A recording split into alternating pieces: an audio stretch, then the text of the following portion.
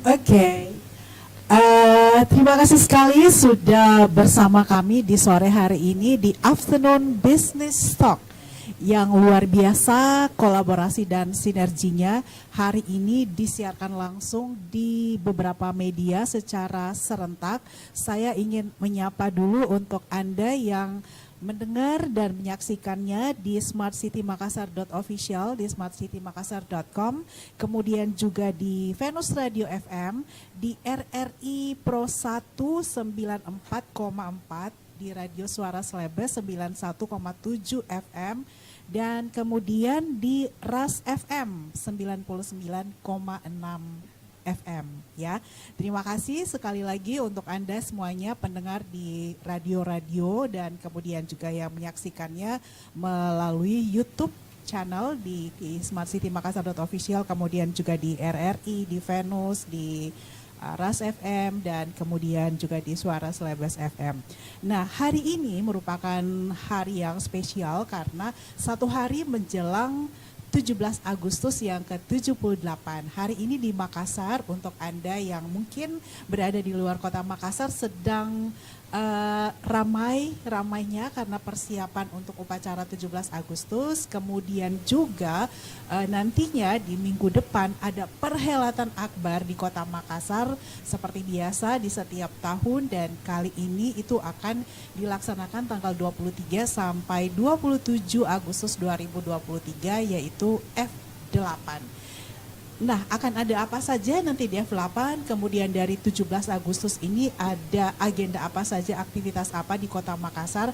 Hari ini di Afternoon Business Talk yang kita siarkan secara langsung dari Mezzanine Lounge di Golden Tulip Essential Makassar Hotel di Jalan Hasanuddin Makassar, sebuah hotel yang berada di pusat Kota Makassar yang sangat strategis yang bisa Anda kunjungi atau mungkin bisa Anda pergunakan menghabiskan waktu staycation, atau Anda ketika berkunjung ke Kota Makassar bisa langsung ke Golden Tulip Essential Makassar Hotel ini. Baik, bersama saya Silvana kita akan memulai di Afternoon Business Talk hari ini yang judulnya, temanya adalah Makassar Melaju, Indonesia Maju ya.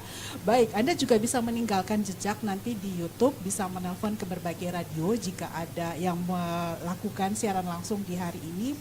Jika Anda ingin ada yang disampaikan ataupun ingin berkomunikasi langsung dengan narasumber kami di sore hari ini. Baik, untuk Anda semuanya kita akan memperkenalkan dulu narasumbernya di siang hari ini atau sore hari ini di Afternoon Business Talk sambil kita minum kopi dan teh di sore hari ya. Hari ini saya sudah bersama dengan Kepala Bapeda Kota Makassar, Bapak Helmi Budiman. Assalamualaikum Pak Helmi. Ya, waalaikumsalam warahmatullahi wabarakatuh. Ya. Terima kasih ya Pak. Kita ingin juga mengucapkan selamat kepada beliau karena baru dianugerahi lagi ya, putri kedua ya. Iya, terima kasih. Ya, selamat sekali lagi. Semoga sehat ya Pak ya. Kemudian juga di sore hari ini saya sudah bersama dengan Direktur Utama PT Festival 8 Indonesia. Betul. Betul ya? Ya, oke. Bapak Wawan Setiawan. Sofyan Setiawan. Selamat sore, Pak. Selamat sore. Waalaikumsalam warahmatullahi. Ya, ini senior ya, Kanda Wawan ya. Yang ini biasanya kalau di setiap tahun itu dikejar-kejar sama wartawan ya untuk perhelatan F8. Nah, untuk Anda yang di luar kota Makassar, Makassar ini juga perlu kami sampaikan begitu melesat ya, begitu melesat setelah Covid 2020-2021 ya, setelah 2 tahun kita terserang Covid. Dari mana saja sebenarnya sektor-sektor penyumbang pergerakan cepat ekonomi di kota Makassar yang terus bergeliat ini, inilah yang nanti akan coba kita share, diskusikan dengan Pak Helmi Budiman. Pak, Makassar pertumbuhan ekonominya cukup fantastis ya di semester 1 ini ya, dan berbagai macam penghargaan, berbagai macam pencapaian yang sudah ditorehkan oleh pemerintah Kota Makassar di bawah kepemimpinan Bapak Dani Pomanto ini juga sangat fantastik ya. Event-event internasional nasional itu banyak dipusatkan di Kota Makassar. Sejauh mana agenda-agenda ini turut memberikan andil yang besar terhadap kontribusi pergerakan ekonomi di Kota Makassar, Pak Helmi? Iya, memang untuk beberapa tahun terakhir, dari tahun 2021 sampai dengan tahun 2022 kemarin, Makassar itu kita cukup terpengaruh dengan adanya COVID. Nah, kita tahu sendiri kita sudah pernah menyentuh angka minus 1,2, pernah kita menyentuh angka rebound di angka 4, dan alhamdulillah tahun lalu kita sudah berhasil survive di angka 4,7 kalau nggak salah untuk pertumbuhan ekonomi. Dan alhamdulillah untuk semester 1 sekarang ini kita sudah di angka 3% lebih, mudah-mudahan 4% lebih, dan inflasi kita sudah berhasil turunkan di kisaran 3%. Nah, mudah-mudahan ini terus memberikan dampak yang cukup luar biasa, karena kalau kita melihat dari awal tahun sampai dengan bulan kemarin itu sudah banyak event yang kita lakukan di Makassar. Contoh mungkin salah satunya kita sudah berhasil melakukan yang namanya MENEC, Multilateral Naval Exercise Komodo. Kemudian kita juga melakukan perhelatan Akbar APEXI, Rapat Kerja Nasional APEXI, yang kita mengundang kurang lebih dihadiri 5.000 sampai 10.000 orang, yang nilai transaksinya di kisaran 50 miliar, ini luar biasa. Kita juga sudah mengundang kemarin ASEAN Architect Forum, melakukan perlihatan di Makassar, dan insya Allah minggu depan, tadi kita sudah sampaikan di awal, bahwa minggu depan kita akan punya lagi perlihatan yang lebih dahsyat lagi. Nah, kalau event kecilnya ya tentu kita tidak perlu sebut, karena tiap minggu itu ada event-event kecil yang dilaksanakan oleh berbagai pihak, mungkin dari pemerintah maupun juga swasta. Nah, minggu depan ini kalau boleh dibilang puncak akbarnya event di Makassar itu ada di minggu depan, dan itu merupakan acara tahunan kita yang biasanya dilakukan di bulan September. Tahun ini kita lakukan di bulan Agustus. Ya, tentu ini ada beberapa pertimbangan yang kita lakukan, tapi ini merupakan acara yang cukup fantastis karena masuk dalam kalender event nasional, mana F8 salah satu indikator keberhasilan Makassar sebagai tujuan pusat MICE di Indonesia, seperti begitu. Ya, Pak Helmi, ini masih on the track ya? Iya, pasti. Kita masih on the track. Ataupun target dari ekonomi di Kota Makassar ya. Ya. Tadi seperti yang juga saya tanyakan di awal, sejauh mana kontribusi ini memberikan trigger ya atau effort yang besar terhadap pergerakan ekonomi di Makassar? Tentu untuk saat ini kita masih on the track. Meskipun sebenarnya minggu lalu waktu kami mendapatkan report atau mendapatkan monitoring evaluasi dari Kemendagri dalam hal ini, waktu rapat inflasi, Makassar termasuk daerah yang kita berhasil menurunkan inflasi dari year to date atau mungkin month to month, itu kita berhasil menurunkan, tetapi secara realisasi belanja kita termasuk yang terendah. Kenapa terendah? Karena banyak proyek-proyek yang di Makassar itu kontraktor atau mungkin pelaksana pekerjaannya itu merupakan kontraktor-kontraktor besar, dan begitu mereka melaksanakan proyek, mereka melaksanakan kegiatan, mereka tidak meminta yang namanya uang muka.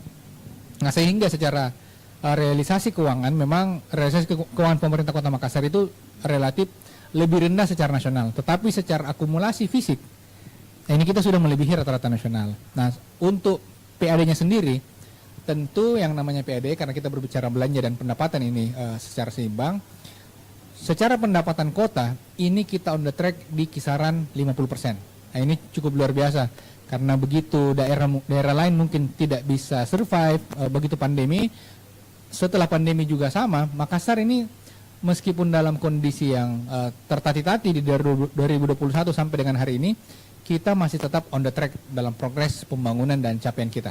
Ya, Pak Helmi, ini juga kan tidak terlepas dari bagaimana pemerintah kota merumuskan formulasi branding ya Kota Makassar, dan khususnya ini juga sebagai bentuk optimisme dari Pemkot Makassar, bagaimana Makassar ini bisa survive dan bisa unjuk gigi lah di kancah nasional maupun internasional dari sektor pariwisata. Ya, tentu berkaitan dengan city branding tidak lepas dari peran pemerintah pusat juga, karena di awal tahun kemarin kita mendapatkan arahan dari Bapak Presiden. Bapak Presiden menginginkan bahwa setiap daerah itu punya kekhasan, ciri khas tertentu, sehingga diskusi terakhir dan Bapak Wali Kota juga sudah memilih brandingnya bahwa Makassar itu terkenal akan kulinernya. Nah, sehingga awal tahun kemarin kita memilih Makassar sebagai kota makan enak. Nah, ini yang sekarang kita gencarkan. Bagaimana caranya dengan keunggulan kita di sektor kuliner.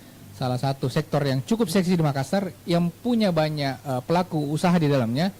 Ini yang terus kita giatkan. Kita berupaya banyak event yang mengarah ke sana. Kemudian kita mengarahkan banyak mungkin nanti turism atau paket-paket wisata yang kita jual itu berkaitan dengan kota makan enak di Kota Makassar, begitu. Kota makan enak itu branding sekaligus tagline. Yes, ya. Oh, Ini merupakan branding secara nasional. Sementara kita urus di Haki, mudah-mudahan dalam waktu dekat kita memperoleh hakinya. Jadi begitu bilang Kota Makassar, pasti bicaranya kota makan enak. Oke. Seperti begitu. Dari industri makanan ya, ini karena Iya. kita bersiaran langsungnya dari hotel. Sejauh mana itu disosialisasikan dan seperti apa interpretasi di tingkat pelaku untuk Makassar Kota Makan Enak? Iya. ini? Tentunya begitu kita launching slogan atau mungkin tagline Kota Makan Enak di Februari kemarin pada saat rapat koordinasi khusus, kita sudah mengannounce kepada seluruh pelaku UMKM untuk menggunakan slogan Kota Makan Enak. Begitupun seluruh event yang ada di Kota Makassar yang berkaitan dengan mungkin event pemerintah kota atau mungkin event yang dilaksanakan oleh pihak swasta, itu wajib menggunakan slogan Kota Makan Enak. Jadi betul-betul kita memansifkan ini supaya begitu orang cari kuliner yang enak di Indonesia, pasti ingatnya tentang Makassar, seperti begitu ya. Dan yang dimunculkan adalah kuliner-kuliner tradisional Makassar ya? Pasti, ya. Oke. Nah, satu hal lagi nih sebelum saya ke Mas Wawan ya, Pak Wawan ya. Makassar yang sebegitu optimismenya dengan pembangunan dan pengembangan ekonomi melalui sektor pariwisata, adakah yang sementara ini dirumuskan semacam formulasi begitu Pak Kaban? Iya. Pak Helmi ya? Tentu begini, karena Makassar ini kita punya keunggulan yang cukup luar biasa di sektor jasa, khususnya mungkin MICE.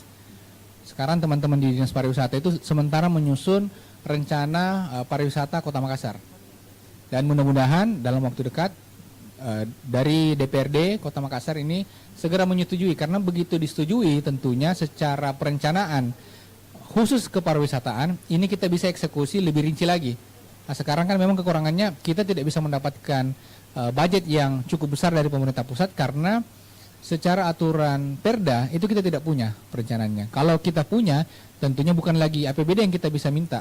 Kita bisa nanti meminta anggaran DAK atau mungkin dana dari pemerintah pusat yang khusus bisa membantu teman-teman di pariwisata atau mungkin sektor kuliner nantinya untuk mengembangkan bagaimana Kota Makassar ini menjadi kota makan enak nanti di selanjutnya. Ada dua agenda yang menanti setelah ini kan Pak Helmi, besok 17 Agustus. Kemudian tadi sudah disentil adalah F8 yang merupakan puncak ya dari event-event di Kota Makassar. Sejauh mana optimisme ya dari dua event terakhir ini juga bisa memberikan agregat yang positif untuk ekonomi di Makassar? Ya, tentu kami dari perencanaan itu tetap sangat-sangat optimis dengan pertumbuhan ekonomi kita meskipun secara dunia kita ada krisis yang terjadi. Kalau kita rasa mungkin sekarang ada El Nino yang betul-betul memberikan dampak luar biasa terhadap pangan dan perubahan iklim di Makassar termasuk salah satunya.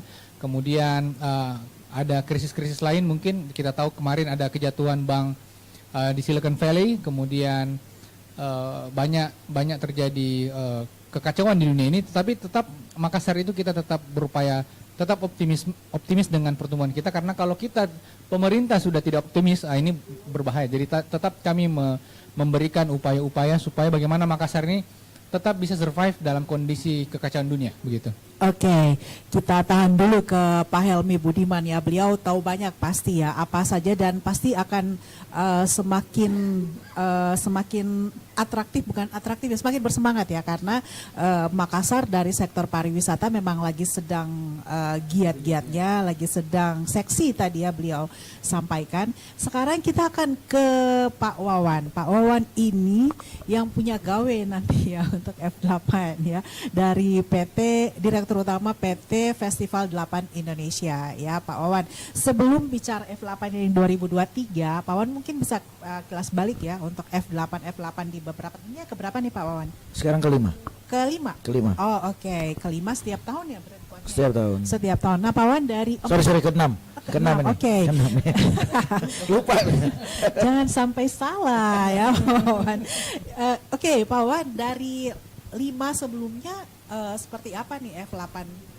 Ya, kalau kita tarik balik, memang ada sejarah bahwa F8 ini pernah menjadi event yang dimiliki oleh pemerintah kota, gitu ya. Jadi di tahun 2016 ada 3 kali penyelenggaraan sampai tahun 2018. F8 ownernya adalah pemerintah Kota Makassar. Nah, di tahun awal 2016 itu memang itu adalah tahun coba-coba, karena saya tahu juga pada saat itu belum teranggarkan secara sistematis tentang penyelenggaraan F8. Tapi ini salah satu hal yang diinisiasi yang ternyata dari pola coba-coba ini memunculkan banyak hal, sampai kami bisa bilang bahwa F8 itu lebarannya industri kreatif. Itu hal pertama yang kita kemudian munculkan di tahun 2016. Kami ingat bahwa pertama kali penyelenggaraan F8, jumlah pengunjung yang hadir di F8 itu 165.000 orang. Jadi selama 3 hari penyelenggaraan itu orang keluar masuk ke F8 itu 165.000 orang. Baru 1 kali penyelenggaraan dengan transaksi itu kurang lebih sekitar antara 8 sampai 10 miliar di tahun pertama penyelenggaraan. Sehingga akhirnya di tahun berikutnya waktu itu Dinas Pariwisata sebagai leading sektornya kembali mengundang kami, karena pada saat itu posisi kami sebagai kurator, dan menantang kita untuk bisa tidak kita selenggarakan di 5 hari. Dan alhamdulillah di tahun kedua itu sudah mulai terlihat pencapaian-pencapaian lain selain kita bicara pengunjung, kemudian dari sektor kuliner. Itu juga menjadi hal yang cukup seksi di F8, karena setiap kali kita buka ruang untuk bisa mendaftar, itu yang pertama habis gitu. Jadi memang itulah kenapa Makassar kemudian mendapat julukan kota makan enak, karena salah satu parameternya F8 juga gitu. F8 3 kali penyelenggaraan pertama dengan pemerintah kota itu kuliner pasti jadi favorit. Kemudian di tahun pertama kami kelola secara mandiri di tahun 2019 itu tetap menjadi favoritnya penyelenggaraan F8. Nah, konten-konten lain memang yang menjadi pemanis di F8 itu justru juga kemudian setiap tahun mendapatkan perhatian yang cukup baik secara lokal maupun nasional. Itu juga terbukti dari beberapa pengakuan secara nasional yang diterima oleh F8. Oke. Secara konsep ya yang ditawarkan kepada pemerintah Kota Makassar ya untuk bisa tetap optimisme mensupport ya penyelenggaraan F8 ini seperti apa Pak Wawan? Untuk 2023? Ya, boleh. Oke, 2023 kita sudah bicara adalah step up. Jadi jauh lebih terbang jauh lebih tinggi, melangkah jauh lebih lebih luas seperti itu. Kira-kira itu yang menjadi dasar pemikiran awal yang kemudian mencetuskan satu tema besar, yaitu the next gen treasure, the next gen treasure. Artinya kami berharap bahwa setiap penyelenggaraan F8 itu menjadi orang-orang itu jadi terimain, orang-orang itu jadi merasa bahwa ada yang dikenang tentang F8. Nah, kali ini kita menganggap bahwa masa depan F8 atau apa yang terjadi di akan datang itu karena orang mengenal atau mengingat apa yang terjadi hari ini di saat penyelenggaraan F8. Dan siapa itu? Sudah pasti itu adalah generasi milenial, sudah pasti itu adalah generasi Gen Z yang kemudian setiap tahun hadir di F8, dan nanti mereka lah yang akan mengganti kita untuk menyelenggarakan F8. Karena kami berharap selepas 2023 F8 masih tetap bisa eksis. Karena itu tadi kami tetap menjaga bahwa F8 masih tetap menjadi lebarannya industri kreatif di Kota Makassar. Ya, kalau tahun ini ada berapa banyak peserta yang nanti? Total sekarang saya rinci lebih detail lagi. Kuliner itu kalau kita bicara UMKM kuliner sudah ada 96 tenan yang tahun lalu kita cuma 72, kemudian berkembang jadi 96. Hotel dan resto juga bertambah dari yang tahun lalu cuma ada 8, sekarang kurang lebih sekitar 12. kemudian UMKM yang dulunya sempat berbayar, sekarang ini menjadi UMKM yang salah satu yang kita konsepkan bagi partnersnya kami. Jadi kalau mau ikut F8 atau terlibat untuk mendukung F8, maka mewajibkan untuk UMKM binaannya ikut. Nah, sekarang ini sudah terdata 13 UMKM yang hadir di F8, UMKM binaan. Gitu. Jadi kalau total secara keseluruhan partisipan itu sudah angkanya kurang lebih sekitar 250-an partisipan. Oke, iya. Sebelum kita lanjutkan lagi, saya sedikit lagi ke Pak Helmi. Pak, tadi kan dari penjabarannya Pak Wawan bahwa begitu banyak melibatkan UMKM ya, lebarannya UMKM di F8. Nah, dari pemerintah kota sendiri program-program seperti apa sih yang diluncurkan Pak? Karena UMKM ini kan juga sebagai penopang ya ekonomi kita. Ya, tentu kalau berbicara UMKM ini adalah salah satu subsektor yang paling menarik di Kota Makassar. Apalagi ya tadi dengan city branding kita yang baru, Makassar sebagai kota makan enak. Dan tahun ini kita sudah mendata kurang lebih ada sekitar 10.000 UMKM yang nanti kita akan inisiasi masuk ke dalam inkubator center. Ini akan kita latih bagaimana caranya UMKM ini mempunyai produk yang lebih bagus, branding yang lebih bagus, dan dia siap masuk di bukan hanya pasar nasional, kita akan siapkan mereka masuk dalam pasar internasional. Ini yang kita sementara upayakan dan tahun ini sudah berjalan. Sekarang sudah dari kurang lebih 200 UMKM yang kita sudah kurasi dari ada 3 step atau 3 tahapan.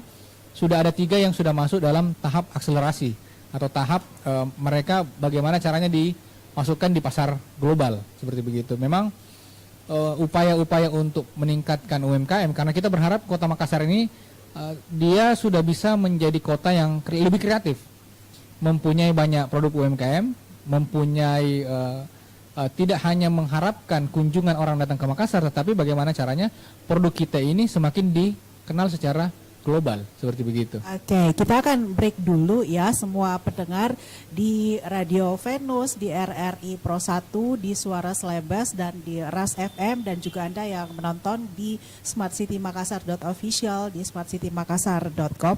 Ingat, kita bersiaran langsungnya dari Golden Tulip Essential Makassar Hotel.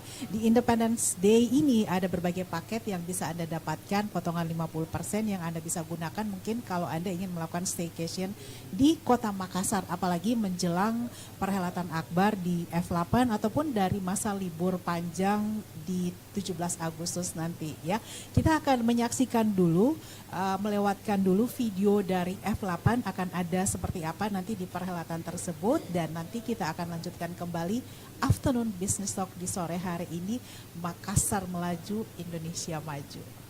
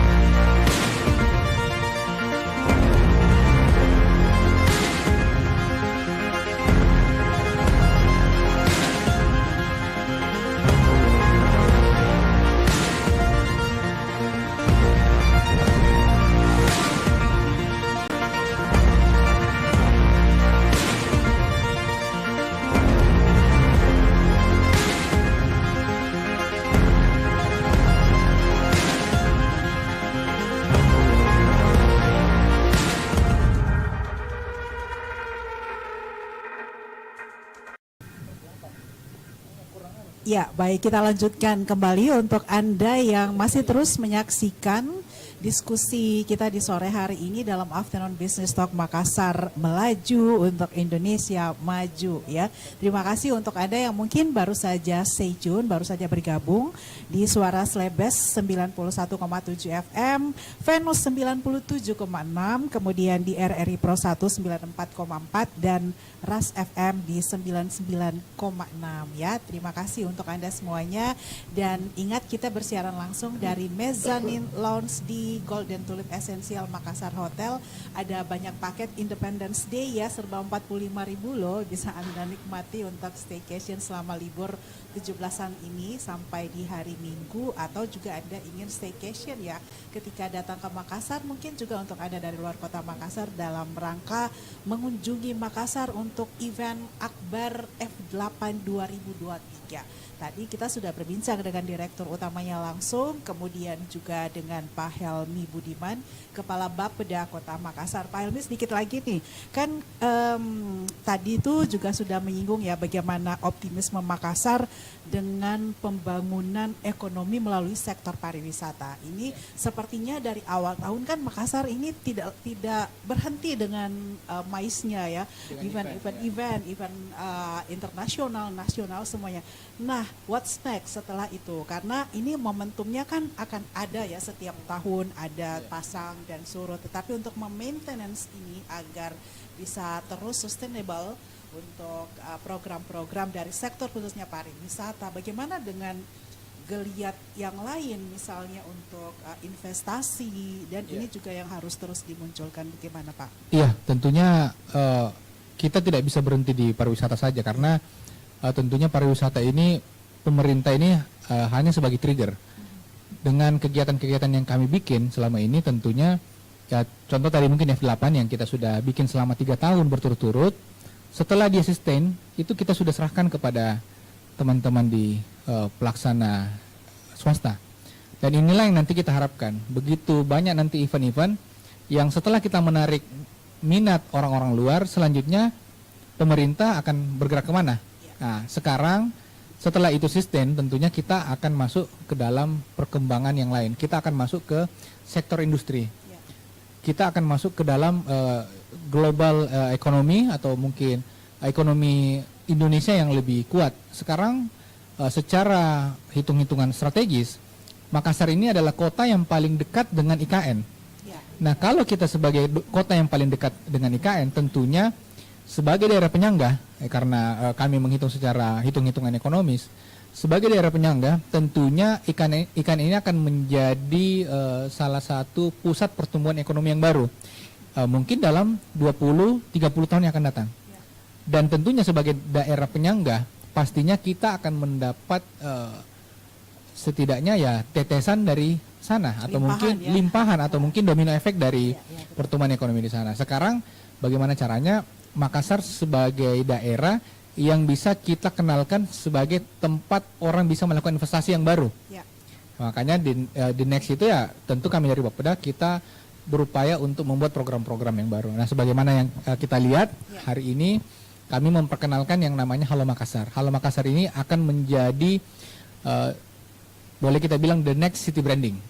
Kita berharap dengan adanya Halo Makassar ini akan menjadi city hub, menjadi tempat berkumpulnya para investor yang ada di luar sana, yang ada mungkin di luar negeri atau mungkin di luar kota Makassar.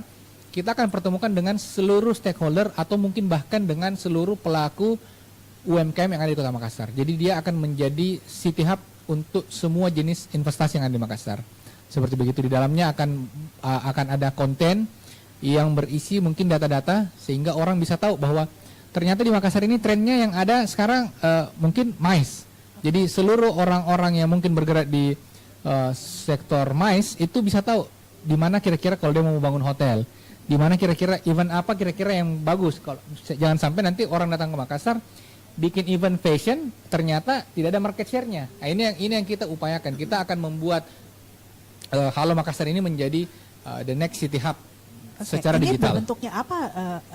Badan, lembaga atau ini akan menjadi lembaga di bawah teman-teman di Bapeda. Ini kita akan dalam bentuk digitalisasi, dalam bentuk web, kemudian kita akan bentuk juga orang-orangnya, kita akan bentuk call centernya, jadi sehingga orang bisa lebih mudah untuk mengetahui informasi Kota Makassar. Kalau kita search sekarang Kota Makassar, kita Google, itu kebanyakan yang muncul tentang kuliner. Orang tidak tahu kalau misalnya mau investasi tentang apa, atau mau berhubungan dengan orang di pemerintah kota, itu tidak jelas informasinya. Makanya langkah Bapeda selanjutnya adalah kita lebih memasifkan lagi Kota Makassar. Kita akan membawa Halo Makassar ini menjadi the next city branding, seperti begitu. Iya, itu dia ya. Jadi Anda yang mendengarkan ini di luar Kota Makassar ya, mengakses perbincangan ini dari berbagai platform yang disiarkan secara langsung, bisa, ini belum bisa diakses. Ini belum bisa diakses, webnya sementara kita develop. Mudah-mudahan kalau besok waktunya pas dengan jadwal yang dilakukan oleh panitia pelaksana kemerdekaan, rencananya besok kita akan launching. Tetapi mudah-mudahan, ini sisa approve lagi dari Pak Wali dan direkturnya ini di sebelah saya juga. Mudah-mudahan besok kita lihat, kalau memang waktunya besok memungkinkan, kita akan launching besok di Halo Makassar ini menjadi the next city branding. Kalau tidak mungkin kita akan cari waktu yang tepat. Ini jadi pusat informasi gitu ya? Pusat informasi data, informasi. Iya. Data untuk semua sektor yang berkaitan dengan investasi kita. Oke, begitu. Tapi di bawah Bapeda. Di bawah naungan Bapeda ya. Naungan Bapeda. Oke, menarik ini ya. Pak Wawan, ini kan kolaborasinya ya, atau yang bisa di breakdown nanti dari Halo Makassar kemudian dikaitkan dengan event F8 ini, mungkin Pak Wawan melihat potensinya seperti apa nih? Sebenarnya ini jawaban dari apa yang selama ini diterima dampaknya dari salah satunya F8 yang kita kerjakan. Karena di beberapa waktu sebelumnya, baik dari sisi kami PT Festival 8 maupun dari sisi pemerintah kota, itu kita sering diundang. Kita diundang ke kota-kota lain untuk kemudian sharing tentang bagaimana sektor kita bicara event festival yang tadinya dimiliki oleh pemerintah kemudian bisa beralih ke swasta. Prosesnya seperti apa? Atau misalnya juga bagaimana kekuatan pemerintah dalam mendukung sektor yang sebenarnya kita bilang ini nilai-nilai apa yang ada di dalam event itu kan selalu kita bicara bukan cuman hari ini, tapi dia punya efek ke depan. Nah, ini yang kemudian kita sering diminta oleh kota lain untuk datang sebagai narasumber. Nah, jawabannya adalah Halo Makassar ini. Jadi sekarang kalau orang mau tahu bagaimana apa yang berkembang di Makassar, industri apa yang kemudian tumbuh di Makassar, terus kemudian saya yakin lebih banyak lagi informasi yang muncul di Halo Makassar. Ini media yang tepat untuk bisa menginformasikan tentang Makassar. Ya, itu sih yang paling utama, karena kita tahu bahwa industri kreatif ini kan terutama di era 5-10 tahun terakhir ini berkembangnya sangat pesat, sangat cepat. Kita tahu bahkan ya kalau kita lihat secara global, contoh saja nih, Coldplay hanya tampil 1 hari di Indonesia, 6 hari tampil atau 6 kali tampil di Singapura, itu jadi isu di Indonesia gitu. Sampai ditanya kenapa, apa yang membuat Coldplay tidak nyaman di Indonesia, saking yakin bahwa iklim event atau konser di Indonesia itu sebenarnya sudah sangat mendukung orang untuk bisa melaksanakan kegiatan event di Indonesia. Ini salah satu parameter. Padahal kita tahu 6 kali di Singapura, dan kalau tidak salah ada 1 atau 2 kali di Malaysia, itu 80% orang Indonesia yang nonton. Nah, ini yang kita coba lihat peluangnya Makassar, seperti itu. Iya. Pak Wawan, ini Halo Makassar ya, Anda ya boleh dibilang sebagai salah satu investor pariwisata ya di Kota Makassar. Apa yang ingin Anda sampaikan atau usulkan ya kepada pemerintah kota jika Halo Makassar ini nantinya akan benar-benar running ya? Kebutuhan informasi seperti apa yang ingin didapatkan?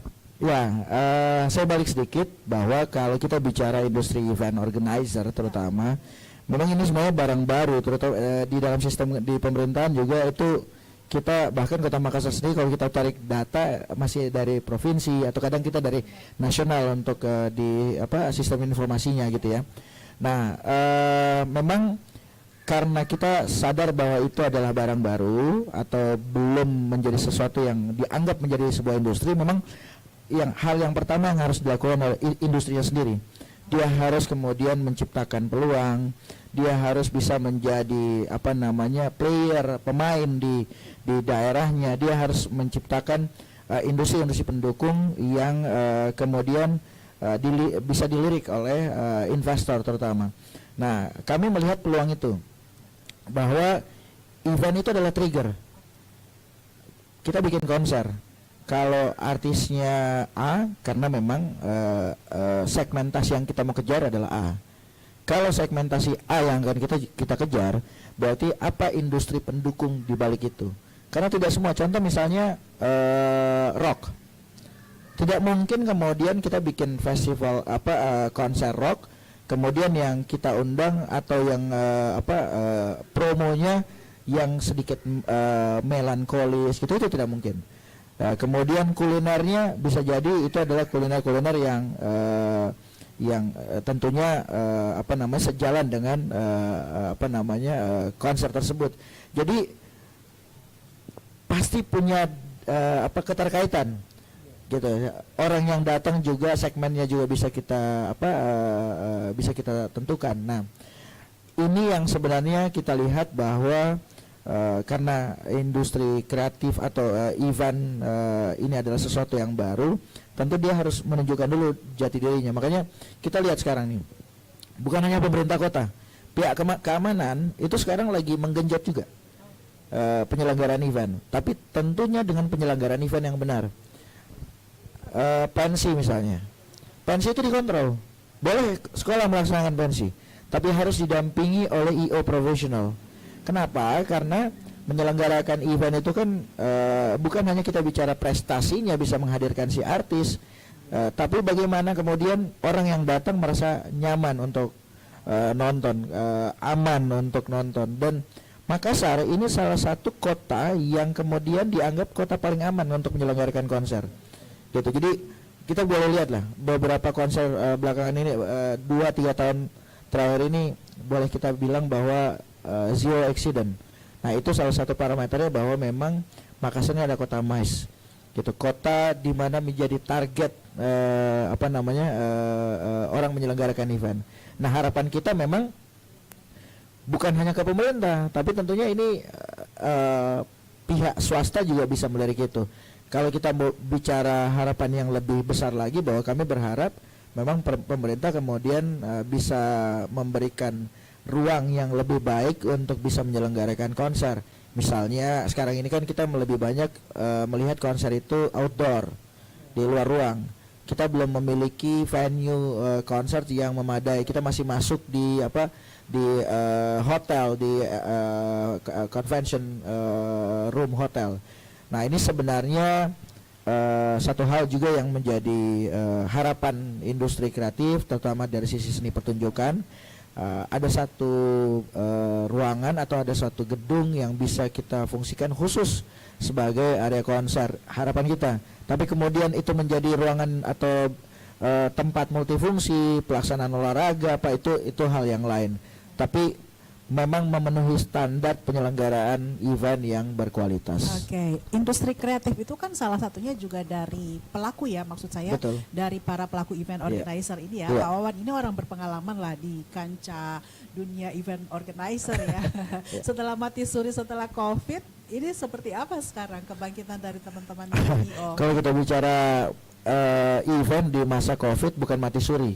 Mati total. Tapi itulah karena kami alhamdulillahnya karena mungkin terlahir sebagai sedikit lebih memiliki nilai kreativitas sehingga tidak ada yang mati. Tidak ada yang mati beneran gitu kan pada saat COVID. Saya kemudian akhirnya diberi kesempatan ada di bisnis yang lain yang mendukung kondisi pada saat COVID. Kemudian beberapa teman-teman juga di event itu juga kemudian ada yang memiliki usaha kuliner atau usaha jasa yang lain. saya pikir itu memang kemampuan bertahan hidupnya teman-teman IO lah seperti Iya, itu. oke. Di F8 ini kan berarti dari PT F8 sendiri itu juga ikut melibatkan teman-teman dari kalangan pelaku IO ini. Ya, jadi memang sebenarnya kalau kita lihat secara keseluruhan yang terlibat di dalam penyelenggaraan F8 atau di dalam area F8 itu kan bukan hanya sekedar UMKM. Banyak komunitas-komunitas lain yang terlibat gitu ya. IO lain iya. Karena contoh misalnya begini, dan ini sejarah dalam penyelenggaraan F8, salah satu perusahaan multinasional itu kemudian, jadi biasanya kan mungkin kalau dilihat F8 event daerah gitu, terlaksana di Makassar gitu ya, jadi kurang dilirik sama perusahaan multinasional. Tahun ini kita punya sejarah baru karena kita didukung oleh salah satu perusahaan multinasional. Kami melakukan komunikasi dan dealing itu langsung di pusatnya. Jadi tidak melalui cabang atau kantor penghubungnya di Makassar. Itu salah satu hal, artinya F8 sudah memang dianggap sebagai event nasional. Sudah dianggap bahwa ini bisa mewakili salah satu event. Artinya kalau kita lihat prestasi F8 menjadi salah satu event dari 10 event Karisma Event Nusantara, top 10 Karisma Event Nusantara, ini bisa terwakilkan karena menarik minat investor untuk bisa mensupport F8. Nah, ini peluang baik dan juga menjadi trigger juga buat teman-teman penyelenggara promotor yang lain bahwa Makassar itu boleh ada di Sulawesi Selatan. Makassar itu bukan Jakarta, tapi dia bisa menjadi sentra penyelenggaraan event berskala nasional. Nah, kalau sudah ada venue-nya, saya yakin kami pun berani untuk international event. Iya, oke. Ini mumpung disiarkan langsung oleh berbagai macam media, Pak Wawan bisa spill out dulu nih. Ada apa di F8 tahun ini? Tahun ini yang pasti kita hal yang spesial, pasti 5 hari. Kemudian kita juga ada 5 desainer internasional dari Singapura, dari Laos, Vietnam, Malaysia dan Filipina. Kemudian total ada 11 negara yang berpartisipasi. Selain 5 tadi ada Jepang, Australia, kemudian India, Portugal, Prancis itu juga hadir di F8. Komunitas panggung konser kita ada 1 yang sudah pasti dan sudah bersiap untuk tampil nanti, ada Coklat, kemudian ada Malik The Essential, kemudian ada Ipang, ada Lobo, ada banyak lah artis nasional, Feby Putri gitu ya, ada Solja gitu ya. Jadi banyak karena memang ya itu tadi karena lebarannya industri kreatif, jadi ya semuanya tumpah di F8. Oke, aksesnya bagaimana nih Pak? Aman. Ya, akses masyarakat. Ya.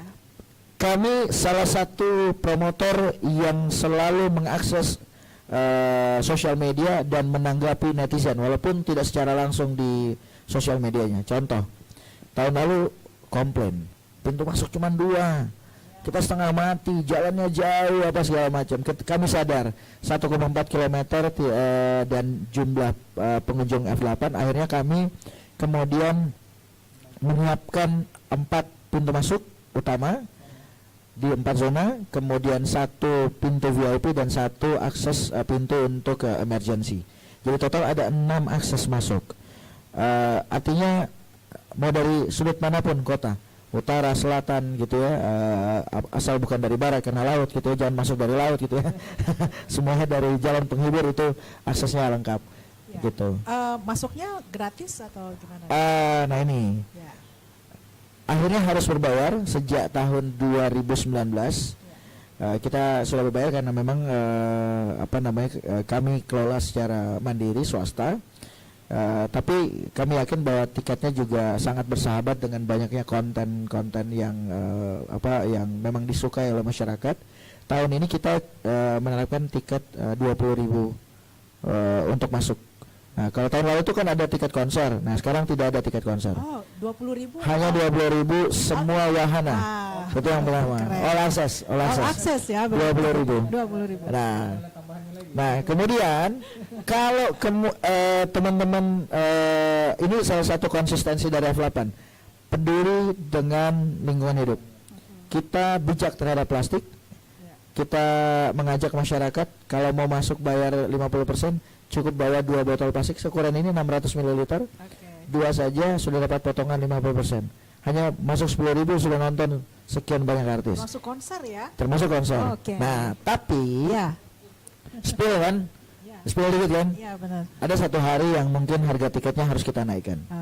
Dengan pertimbangan bahwa ini adalah gongnya artis. Gongnya artis. Pembukaan. Bukan, justru pembukaan itu ini. Enggak free juga, Pak.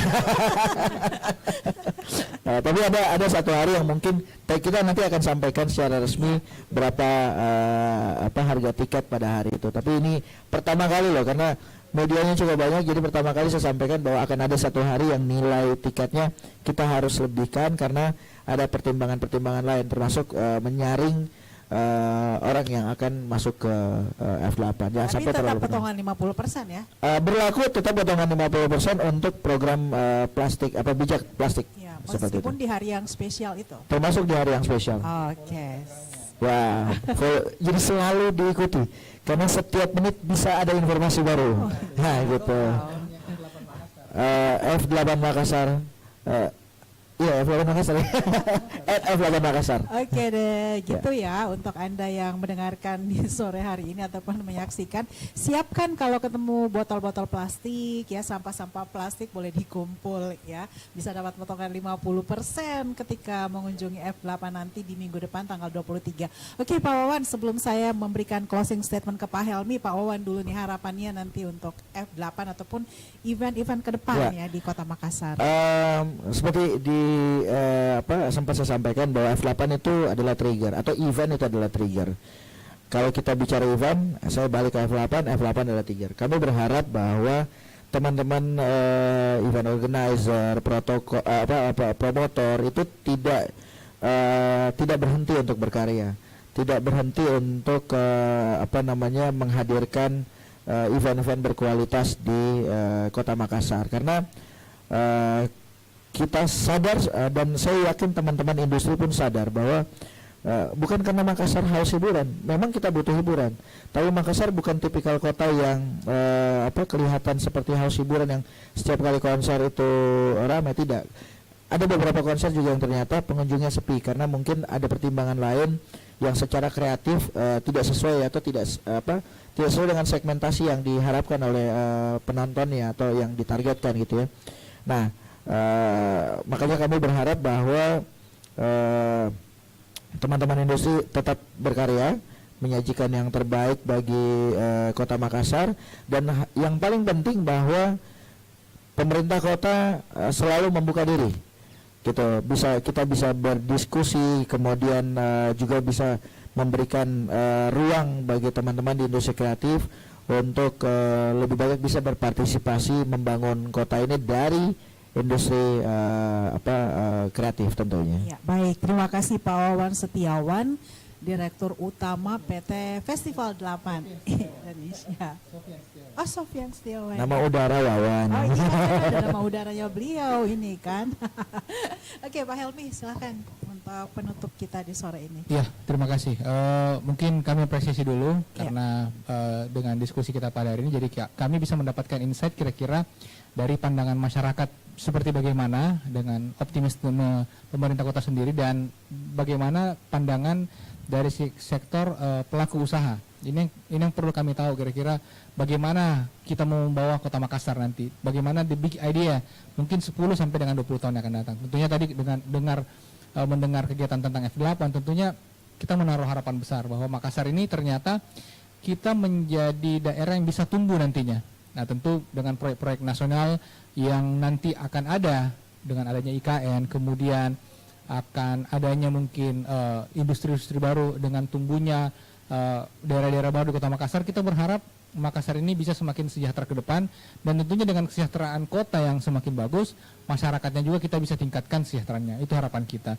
Dan selanjutnya tentu dengan adanya event-event yang ada di Kota Makassar, kita berharap dukungan untuk kondusivitas, untuk kelancaran, untuk pelaksanaan seluruh event-event, khususnya mungkin tadi yang disinggung oleh Mas Wawan, khususnya mungkin F8, kita membutuhkan support dari masyarakat Kota Makassar. Kalau memang tidak bisa hadir, ya paling tidak bantu viralkan event ini, karena event ini sangat-sangat memberikan domino efek yang luar biasa kepada ekonomi kita.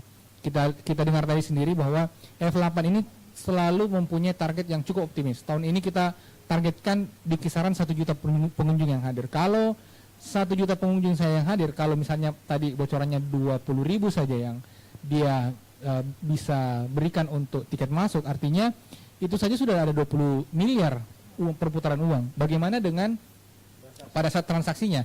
Pasti lebih banyak lagi, dan begitu ada perputaran, ada transaksi, tentunya ekonomi kita akan semakin maju. Kalau ekonomi maju, ekonomi tumbuh, tentunya bisa masyarakat bisa semakin sejahtera, dan pastinya Indonesia bisa semakin maju. Begitu. Siap. Ya, terima kasih banyak Pak Helmi Budiman untuk waktunya, dan memang Makassar sudah melaju ya, melaju untuk Indonesia maju. Terima kasih, meroket ya kata teman-teman. Terima kasih ya untuk atensi Anda semuanya yang sedang mendengarkan ataupun menyaksikan Afternoon Business Talk kita di sore hari ini. Semoga kita bisa berjumpa di edisi berikutnya. Saya ingin mengucapkan terima kasih untuk Anda yang mendengarkan di Suara Slebes FM di 91,7, kemudian di Venus FM 97,6, di RRI Pro 194,4, dan di RAS FM 99,6.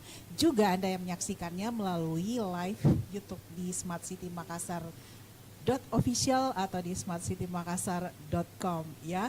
Mari jaga kondisi Makassar tetap aman, tetap layak, sehingga kita bisa menyaksikan Kota Makassar ini semakin melaju, berkontribusi yang paling besar untuk perekonomian di Kota Makassar, untuk Indonesia maju. Selamat Hari Kemerdekaan ke-78 dari Mezzanine Lounge di Hotel Golden Tulip Essential Makassar Hotel. Kita cukupkan sampai di sini Afternoon Business Talk kita di edisi kali ini, hari Kamis hari Rabu tanggal 16 Agustus 2023. Saya Silvana, sampai jumpa, selamat sore.